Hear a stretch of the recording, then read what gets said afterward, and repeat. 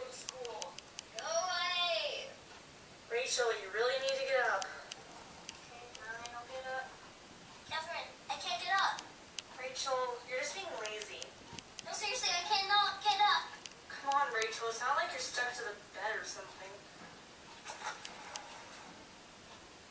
Oh, Rachel,